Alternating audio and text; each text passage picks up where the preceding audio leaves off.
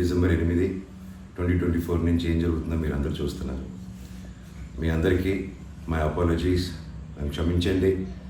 ఎందుకంటే ఈ ఒక సమస్య నేను ఎవరి కోసం అయితే పోరాడుతున్నానో మా స్టూడెంట్స్ కోసం అండ్ మా కాలేజీలో ఆపోజిట్లో ఉన్న పని చేసుకుంటూ ఉన్న ప్రజల కోసం అండ్ వ్యాపారాలు చేసుకుంటున్న ప్రతి ఒక్కరి కోసం.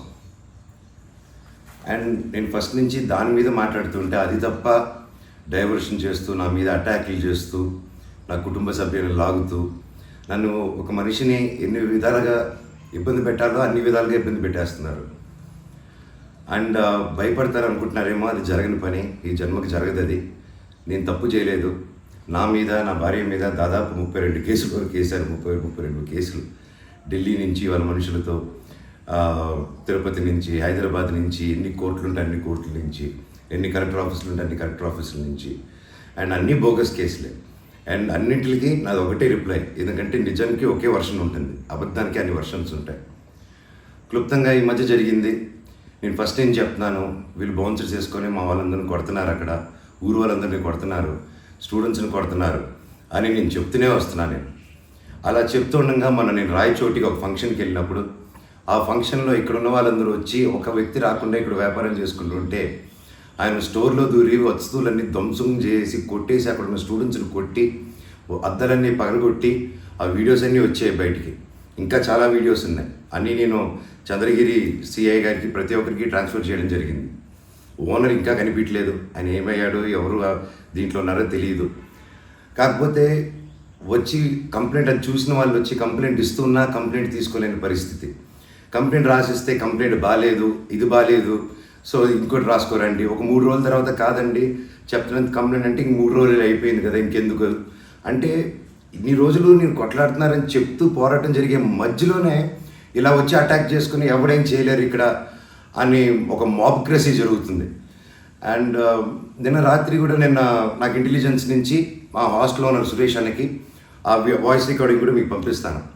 ఫోన్ చేసి నేను ఆనరబుల్ సీఎం గారి దగ్గర బందోబస్తులో ఉన్నాను, మనోజ్ గారు అక్కడికి వచ్చారా, ఎందుకు వచ్చారు, మీ హాస్టల్ దగ్గరికి వచ్చారా, ఎఫ్ఐ దగ్గర రెస్టారెంట్ దగ్గరికి వచ్చారా, ఏదైనా ప్రోగ్రామ్ చేశారా.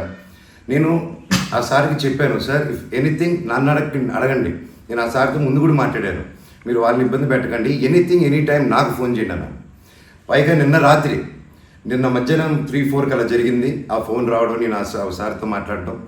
మళ్ళీ నిన్న రాత్రి నేను ఇక్కడ తెలిసిన వాళ్ళ రిసార్ట్లో ఉంటే, ఇప్పుడు దాదాపు ఒక 15-20 ఇల్లు ఉంటాయి ఇక్కడ. వాటి మధ్యలో అన్నీ దాటుకుంటూ సైరన్ వేసుకుంటూ 10:30కి వచ్చి నేను, నా నెక్స్ట్ ఫిలిం డైరెక్టరు, నా సిబ్బంది అందరూ కూర్చొని మేము అప్పుడే డిన్నర్ కూర్చొని తిందామని కూర్చున్నప్పుడు సరే అని వచ్చారు. సరే ఏంటంటే అందరూ కంగారు పడి వెళ్ళారు. ఏంటి సార్ అంటే, మీరంతా ఇక్కడ ఏం చేస్తున్నారు, నేను సీఎం గారి దగ్గర నుంచి వస్తున్నాను, ఆనరబుల్ సీఎం గారి దగ్గర నుంచి వస్తున్నాను, నీ పేరేంటి, ఏ ఊరు, అసలు ఇక్కడ ఎందుకు ఉంటున్నారు మీరు అని రాత్రి 10:30కి ఒక ఎస్ఐ గారు, కానిస్టేబుల్ గారు. అండ్ నేను వెంటనే దిగాను కిందకి. సార్ ఏంటి సార్ సీఎం గారు దగ్గర నుంచి వచ్చారని చెప్తున్నారు, what did we do mistake sir, ఒకసారి నాకు చెప్పండి ఎవరు అప్రోచ్ అయ్యారో, నేను వచ్చి కలుస్తాను సార్ అని చెప్పాను. లేదు సీఎం గారు లేదు, నేను ఆయన బందోబస్తు ఫినిష్ చేసుకుని వచ్చాను అని చెప్పి ఆయన మాట మార్చారు.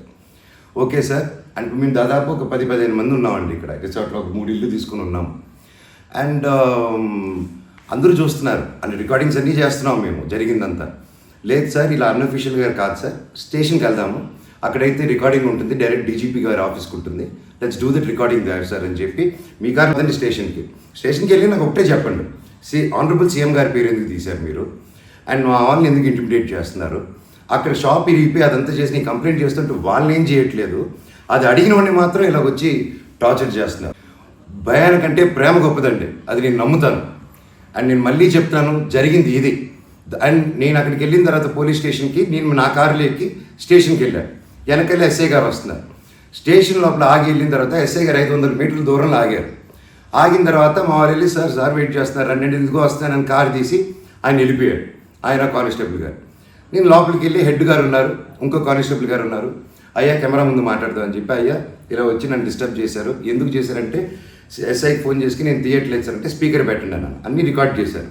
అండ్ అఫీషియల్ ఆ కెమెరా ముందే మాట్లాడుకున్నాం. దయచేసి పోలీస్ స్టేషన్లో జరిగిన రికార్డింగ్స్ కుదిరితే చూడండి, మీరు తెప్పించుకొని ఏం జరిగిందో. ఇదండి జరిగింది. అండ్ ఎస్ఐ గారు రాలేదు, ఎవరు రాలేదు, నేను ఎక్కడే వెయిట్ చేస్తున్నాను.